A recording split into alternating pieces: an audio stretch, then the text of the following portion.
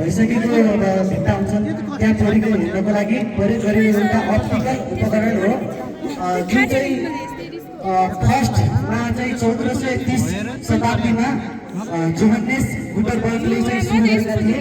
अब यो मेन चाहिँ त्यसको लागि बनाएको हो। हाम्रो अवरोध जस्तो यो भित्ता भयो हामीले प्रयोग गर्न पनि हेर्न सक्छौँ, मान्छे नभए पनि यसरी हेर्न सक्छौँ कि हामीले पछाडिबाट हो त्यसको लागि बनाएको हो।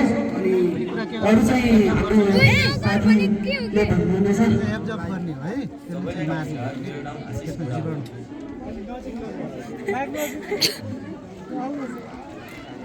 यस मोडल बनाउनको लागि आवश्यक उपकरणहरू निम्न छन्।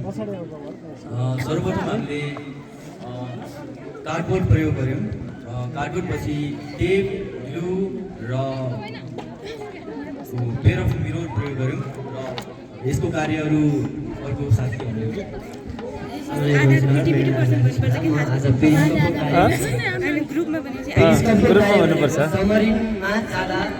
सबमरिनबाट बाहिरीसम्म हेर्न प्रयोग गरिन्छ।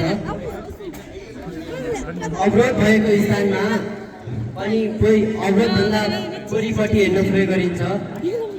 अनि यसको हुम्लामा धेरै टाढा टाढा भएको सडकहरू पाइन्छ। यस्तो सडकमा त्यो डाँडाभन्दा वरि कुनै गाडी आइरहेको छैन र एक्सिडेन्ट हुनबाट कम गर्नको लागि पनि प्रयोग गर्न सकिन्छ। र एउटा यस्तै साइन्स एक्जिबिसनको नमुनाहरूको लागि नमुना तयार पार्न पनि प्रयोग गरिन्छ।